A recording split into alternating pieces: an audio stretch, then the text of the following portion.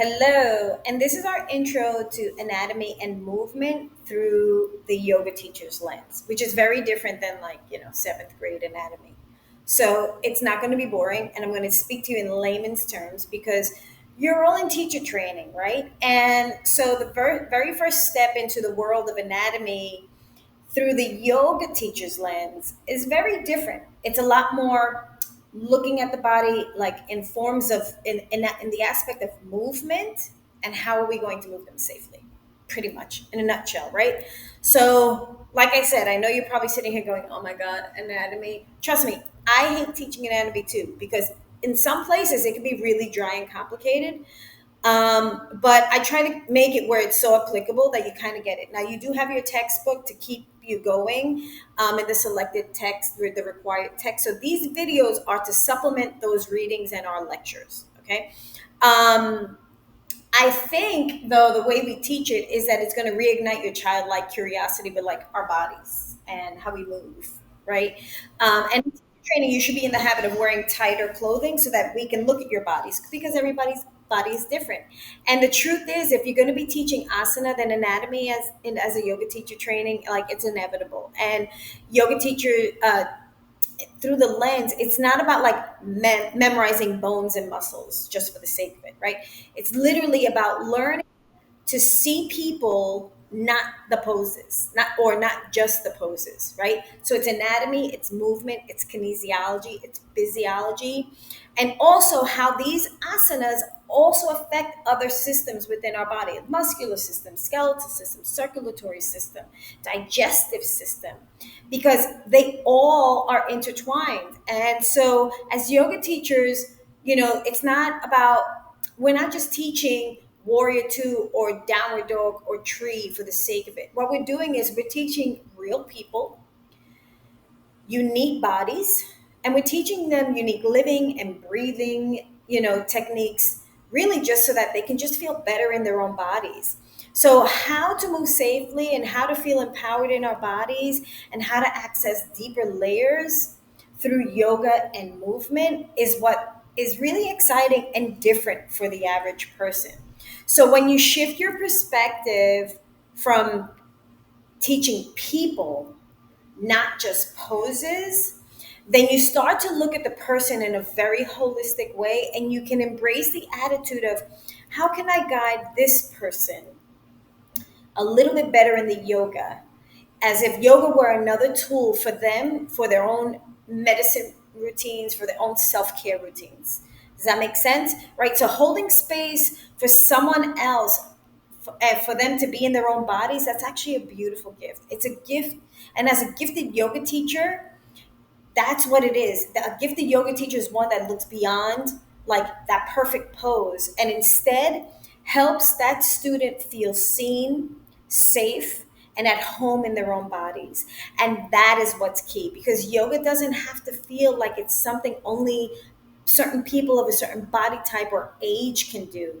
It should be accessible to everyone, and your job is to make sure that everyone feels there's something in it for them that they can access for their own betterment. So if you're in yoga teacher training, then by now I think you're starting to learn that there's more, right? You know that I have a curvy body, and when I started out in yoga, I was 16 years old. But I've never been the classic thin framed woman. I've always been this curvy Latina, like, breasts, glutes, the whole shebang, hips. And the reality is that in yoga, classically, contemporarily, there's about 200 poses, but in teacher training, you're going to learn about 85. And that's what's in your toolbox. That's in the classically, in most of the books, is about 85 of them.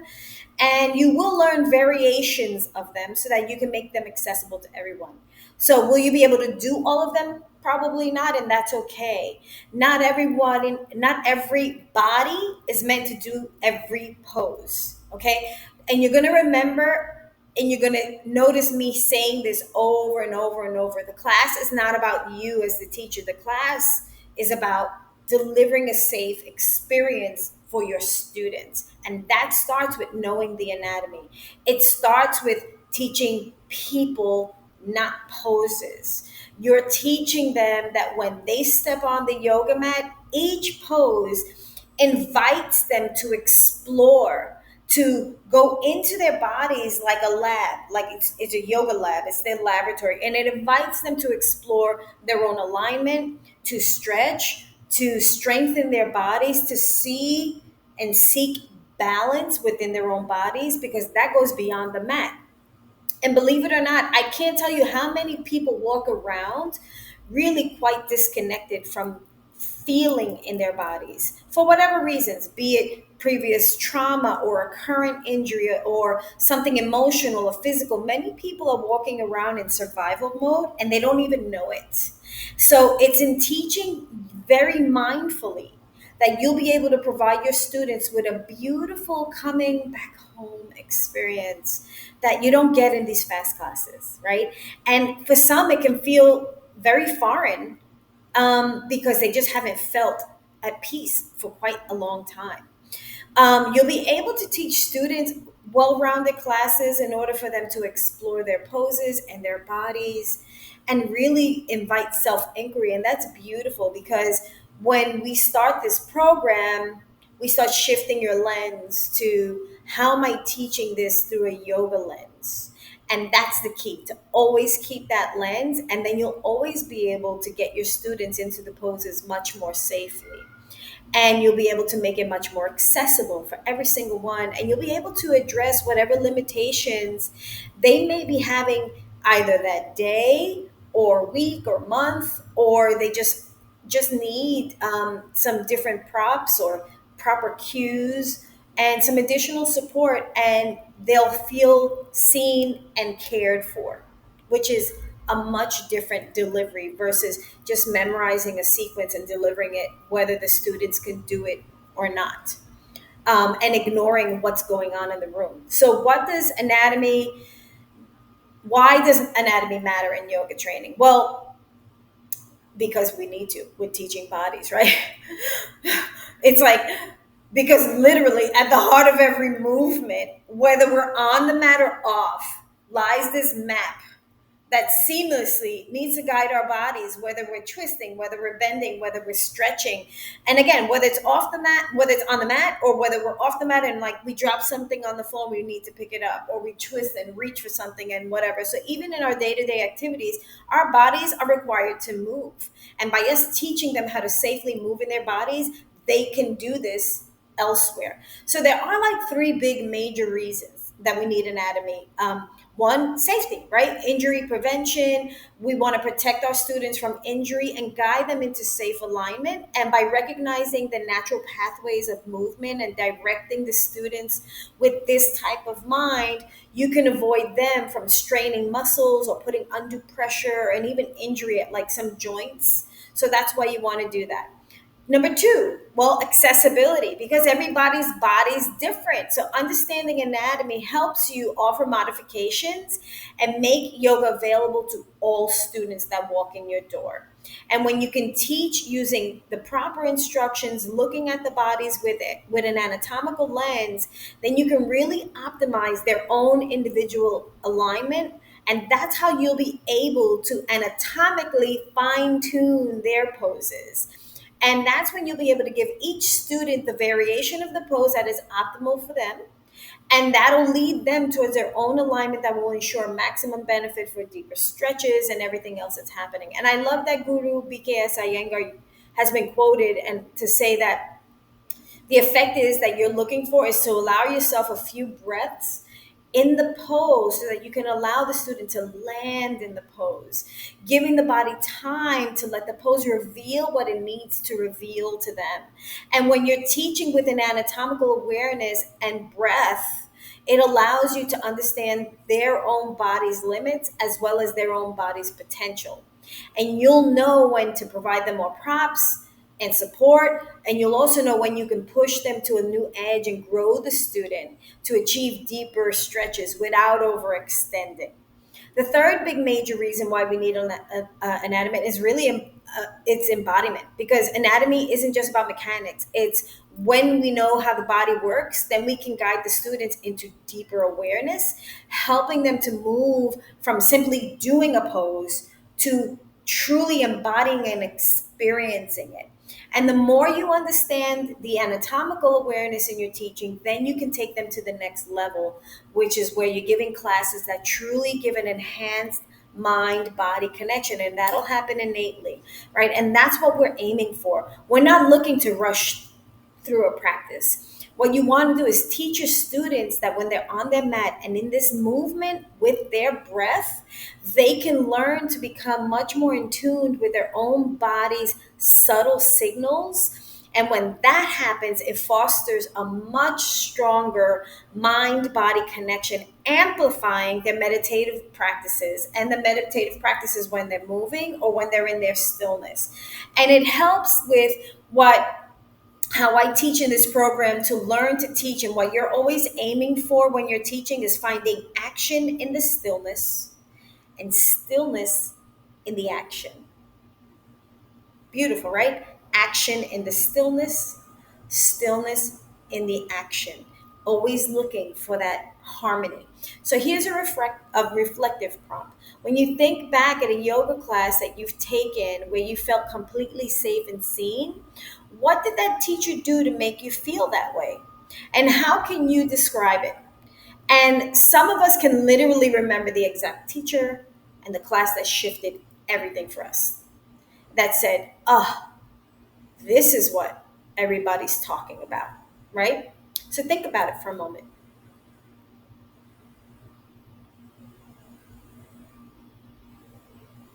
Beautiful, right? So I'm going to give you some key anatomical terms in everyday language just to get us started and to get you to start thinking of the body. So before we dive into movement, I want to go through some key words that you're going to hear often in anatomy. And don't worry, I'm going to keep it simple and relatable for you. So there's medial and distal, and you're going to hear it a lot. In simple terms, median line, you're always moving towards the midline, our nose line. That's what we call medial line, right?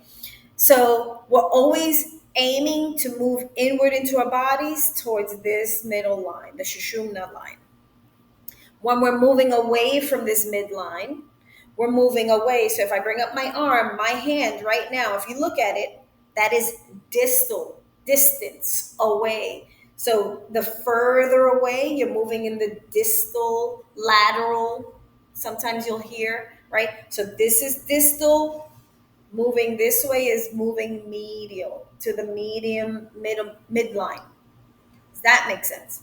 Pretty easy, right? Midline, medial, Sushumna nadi, and then distal, further away. Think distance. Simple. Now, flexion and extension. Think of my bicep, right? So, flexion is when we're bending the joint or closing a joint. And when you're doing that, you're bringing it closer. When you're extending, you're opening and straightening the joint. So flexion, close, extension, open. I just did it. I am flexing at the elbow, flexion at the elbow, extension at the elbow joint. Does that make sense? Do it again. Flexion, extension. And it's all happening at the elbow joint. Not this arm, not the shoulder joint, the elbow joint, right? So the same can also be demonstrated with the hip joint when you forward fold, right? You forward fold down, you're flexing at the hips coming down. When you stand back up, like back into Tadasana, you're extending, opening and straightening at the hip joint. So it's not just the arm, it's any joint that can close and open. Flexing is closing it, think of a clam, and then opening it up again. How are we doing so far? So far, so good? I think we could do that, right? But let's quickly recap. What's your nose line? The median line, right? Median line. What happens when you go further away from the nose in this direction out? You're going lateral, distance, right? Distal. What are we doing when we're closing at a joint or bending at a joint? Flexion. What are we doing when we're opening at a joint? Extension at the joint. Okay? Perfect. Ooh, ooh. Now let's move on. So now there's abduction, AB, adduction, AD. Now, I still always get this one backwards, but this is how I've always remembered it. Abduction, AB, means we're moving towards that median line. So think arms out wide in Warrior Two would be like away, and then we'll be going distal. But then adduction is bringing it back towards the median line. So again, same thing. Ab out and add coming back in. So adduction, pulling in, almost like the flexion and extension. Ab AB is going away, AD adduction coming back in. Okay. Don't worry because you're not going to be saying abduct here or flex there. You're never going to teach that, but you just need to know that. Now there's planes of movement, and I'm going to do this really simply, and that's where I'm going to use this, right? So our bodies move in three different planes of motion. So I have a frontal view of the body and I have a side view of the body right here, right? But I want you to think of it as if we cut the body in 6 quadrants with like invisible glass, right? So if we looked from the top, you would see these pieces of glass, right? So you're splitting or cutting the body, cutting it from top down at the waistline, that the median is another one, and then from the side view, cutting it front back. Does that make sense? Right? So we're cutting top down, left, right, front, back. Those are the 6 quadrants. Does that make sense so far? Okay. Think of it like in 3D. We just got all of these quadrants. Top, down, right, left, front, back. And I want you to start understanding them because that's how you're going to look at the body the most. So now, understanding these planes in layman's terms, we're going to do the first one for you is the sagittal plane. Again, you're not going to be teaching moving the sagittal plane. You just need to know because the sagittal plane is the one that cuts the body from that nose line, left and right. Okay, so that the median line, nose line is also what cuts the body's sagittal plane. And from here, those movements are moving forwards and backwards. And so usually, you'll find them in forward fold, you'll find it in cat cow, forwards and backwards, right? Think front back movements, sagittal plane. That's coming straight down. I'm hoping you can really clearly see this. If not, you're going to see it in your textbook anyway, but it's cutting the body straight down. If you have any questions, now would be the time to write them down so that we can review it in class. Okay, now frontal plane, which is also considered the coronal plane, that's this one that cuts from the side part of the body. What's the front part of the body? What's the back part of the body? Okay, that's cutting us from here. Like think of your ears. Now this plane moves the body left, right. Think of your hip tilt in like triangle pose. Other examples would be like Warrior Two, you're moving in that plane, or any side bends.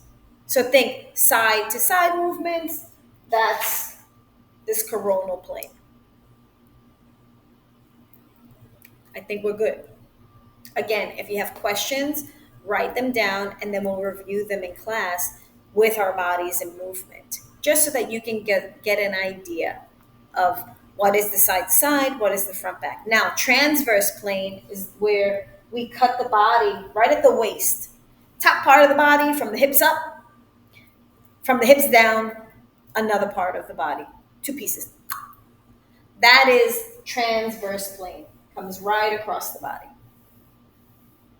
Now, these movements are usually rotations. So you see this a lot where like the bottom part of the body is doing one thing, top part of the body is doing something else, right? Like revolved chair, spinal twist. Just think this one cuts and you're really like twisting movements. So we got the side to side movements, front, back, and then the twisting. Again, you're never going to say, hey, let's take this pose and move in the transverse plane. No. But it's important to be able to look at the body in six quadrants, because you will instruct most likely, like inhale, twist to the left or twist to the right.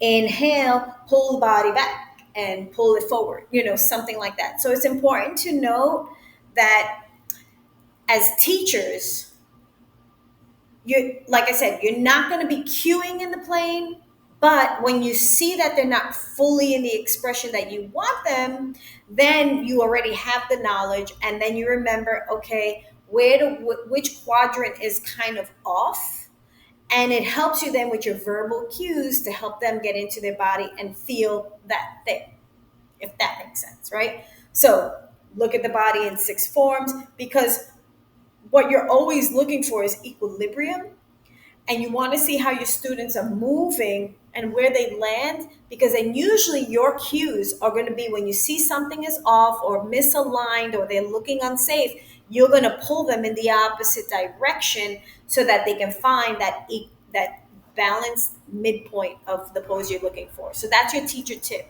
So if you read the instructions on how to guide the students in the poses, you'll notice, again, ideally, you're looking to be guiding in two different directions. The two polarities should always be active. They should never be just hanging out on one side and really active on another. So that's what you're looking for. See where they're hanging out and where they're a little too heavy, and then you pull them back in the opposite part of the body to provide them that instructions to move from imbalance towards balance. And that's why just being able to cut the body in six pieces, six quadrants, is really helpful and so much more ideal than just memorizing a pose. You really want to teach the people, right? So movement is more of an embodied experience. So now you want to bring them into their bodies so that they can feel what these planes are all about. So here's my example for you. So right now I want you to stand up in mountain pose, and I want you to feel your feet grounding, the spine is lengthening, and your breath is flowing. Okay, moving front back. From this Tadasana mountain pose, I want you to lift your arms up and forward and overhead. Excellent. Now, exhale, and I want you to forward fold into Uttanasana, flexing at the hip. Now roll back up to standing, and notice arms forward, forward folding, standing tall, and then you're back upright. That was excellent. Now, frontal plane. That was the sagittal. Now, frontal plane, side to side. Now, step your feet wide. Lift your arms out like a T, like Warrior Two arms. Now I want you to lean to the right into a triangle pose and tilt those hips. Now inhale, come back up to center. Now lean to the left. Moving side to side, sliding between those two planes of glass, tilting those hips, the hip girdle. And then inhale, come back up. Excellent. Now, transverse plane, twisting. Return back to Tadasana.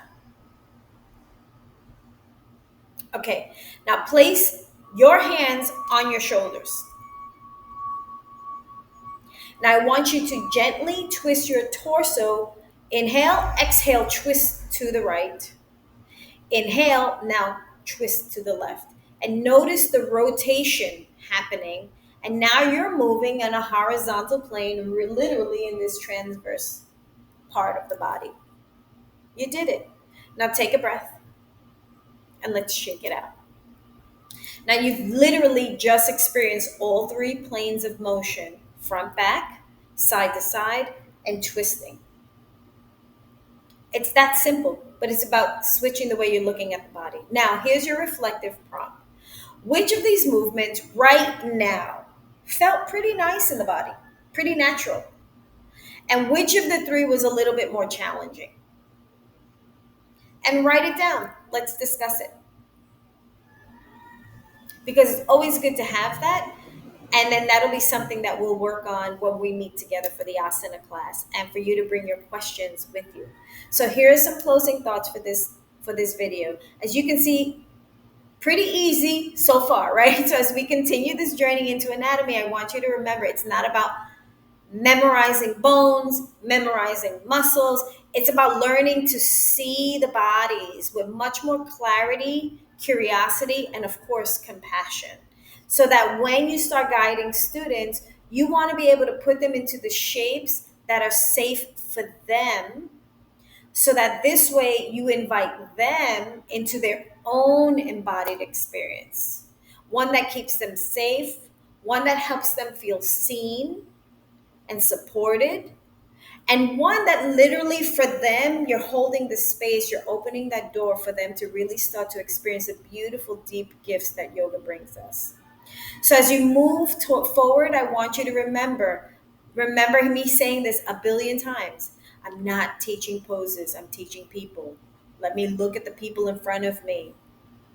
And remember that you always want to be reminded that you're looking to find action in the stillness, stillness in the action. And of course, breathe. Always remind them to breathe, because whatever's coming up, they need to learn to lean into the discomfort and exhale, let it go, and just remember this too shall pass. Because everyone has their own uniqueness, their own unique traumas that they're bringing to the mat, and they deserve to be taught with both wisdom but also heart. And that's the type of teacher that I want you to become and emerge as. So that's our intro, and I'll see you in the next video. Bye.